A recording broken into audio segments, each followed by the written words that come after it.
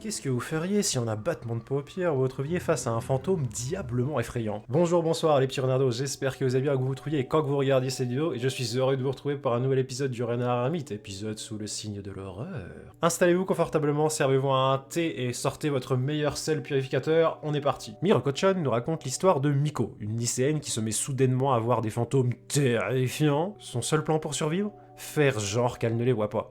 Elle garde son calme, serre les dents et tente de vivre sa vie normalement alors que des horreurs spectrales lui bavent littéralement sur la gueule. Et pourtant, malgré que cette base semble simpliste, la série propose un écrit parfaitement maîtrisé entre l'horreur et l'humour. Car en effet, même si Miro-chan est un animé d'horreur, certes, c'est aussi de l'humour. Et quand bien même le mélange des deux étant difficile à gérer et mène bien souvent les œuvres à prendre un parti pris pour l'un ou pour l'autre de ces aspects, l'anime lui ne fait pas cette erreur de jouer la facilité avec l'humour what the fuck à outrance ou une ambiance macabre mêlée d'humour noir. Non, ici l'histoire nous est racontée avec équilibre sur un fil bien tiré entre les deux, nous apportant à la fois du frisson et du rire dans une dose diablement bien calculée. Et ce qui rend le tout encore plus savoureux, c'est ces petits mystères qui planent en toile de fond.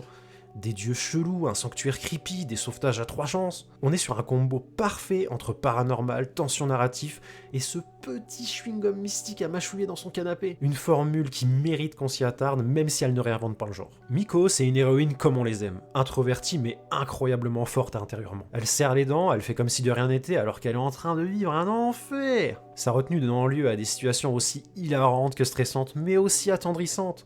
Qui n'a jamais eu la gorge nouée en voyant sa waifu au bord des larmes? Autour d'elle, on retrouve deux personnages secondaires qui méritent qu'on s'y arrête. Anna, sa meilleure amie, qui est l'incarnation du soleil. Elle ne voit rien du monde des esprits, certes, mais sa simple... Mais bordel, qui a filmé ses plans? Oui, je disais. Sa simple présence, pleine de candeur et de bonne bouffe, y a pas à dire, crée un contraste délicieux avec la terreur ambiante. Son appétit semble même avoir une influence mystérieuse sur les esprits. Coïncidence? Je ne crois pas. Et nous avons également Yuria, notre petite apprentie exorciste. Elle voit un peu les fantômes, mais clairement pas autant que Miko. Et cette frustration donnant lieu à des moments très drôles. Son mélange d'arrogance, de maladresse et de jalousie en font un personnage aussi agaçant qu'attendrissant. Mention spéciale au prof qui apporte une dimension dramatique inattendue. L'épisode qui lui est consacré est un tournant émotionnel prouvant que Miro-chan ne se contente pas de faire peur ou de faire rire, il sait aussi toucher droit au cœur. Il y a également le petit frère qui mérite sa mention brave petit, qui apporte une réelle immersion avec ses petites scènes de complicité avec Miko. Au niveau des graphismes et de l'animation, visuellement, Miro-chan fait le taf et même plus. Les couleurs sont super variées et harmonieuses, les dessins sont précis et détaillés, et même les simples figurants ont un chara design travaillé. Si, vous pouvez vérifier, il y a même des passants qui mériteraient leur propre spin-off. Le découpage entre les plans est constamment bien rythmé et cohérent, ce qui apporte un rythme à la fois doux et fluide dans les scènes calmes, mais aussi de la dynamique dans les scènes sous tension, les moments d'horreur ou d'action. La mise en scène réussit à installer une ambiance pesante sans se perdre dans l'exagération. Et les fantômes, c'est là que ça pique dans le bon sens du terme. On est sur du monstre bien poisseux qui semble sorti d'un cauchemar croisé entre Jinju Eto et un mauvais trip au curry avec trop de curry. Ils sont visuellement terrifiants mais sans tomber dans l'ultra gore et ils arrivent toujours au bon moment pour faire monter la pression. Au niveau de la bande sonore, l'OST est là pour souligner l'ambiance sans jamais s'imposer. L'opening est très punchy et catchy, le doublage est réussi avec un gros bon point pour la doubleuse de Miko, capable de transmettre la peur, l'agacement et l'ironie passive en un soupir ou un mot. Au niveau du rythme et de l'accessibilité, le rythme n'est pas lent. Il est doux et adapté au thème de l'horreur dans l'ambiance narrative ici proposée. C'est un anime qui prend son temps, certes, mais jamais trop. Chaque épisode se laisse suivre tranquillement sans qu'on ait envie de jeter la télécommande. Les épisodes se consomment facilement et même les scènes un peu coquines, oui, il y en a, restent anecdotiques. Et par ailleurs, parlons-en. Effectivement, il y a régulièrement des scènes un petit peu coquines. Mais déjà dans l'univers du manga et des animés, c'est quelque chose de récurrent et pas étonnant. La bonne question à se poser dans ce cas de figure, c'est est-ce que ça nuit ou pas à l'immersion et à la narration? Dans notre cas de figure, non, ça ne nuit en rien à l'histoire.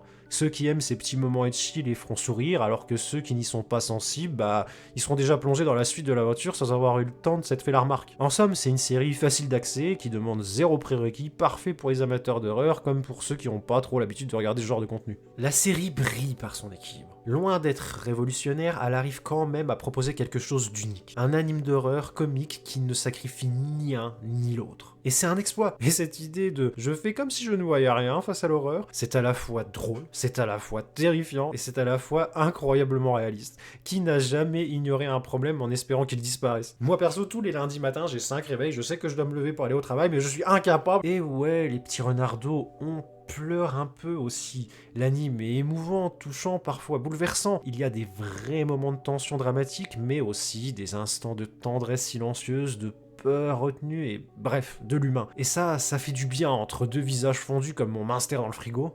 On valide. Avant de passer à la conclusion, finissons avec l'ambiance et l'univers. Les interrogations qui englobent les phénomènes paranormaux dans l'univers sont souvent laissées sous silence pour préserver le mystère, mais restent subtilement mis en avant par la mise en scène de manière à soi-même tirer les conclusions et les hypothèses. La réalisation nous apportant suffisamment d'éléments explicites à mâchouiller pendant l'intrigue quand justement on se retrouve entre deux scènes sous tension dans des moments plus chill. Et ce temple mystérieux avec des dieux renards et des règles à 3 vœux et puis ciao, du nectar de l'or. En conclusion, une perte modeste mais brillante. Si je devais résumer en quelques mots Miroco-chan, je dirais que c'est un super animé qui s'est donné harmonieusement le frisson et le rire, avec un petit chewing-gum de mystère à mâchouiller comme je le disais, dans une ambiance hyper chill sans prise de tête. Et malgré que comme beaucoup d'animés prometteurs à l'actuel, on attend toujours une saison 2, il n'est pas fou d'espérer les petits renardeaux qu'elle arrive prochainement. Enfin, on se calme, je dis pas que ça va sortir là cette année ou l'année prochaine, je dis juste que ça fait quand même depuis 2021 que c'est sorti, que là on a bouffé que 3 tomes sur 12 déjà parus, en plus qu'il y a eu un live action qui est également sorti cette année, donc franchement,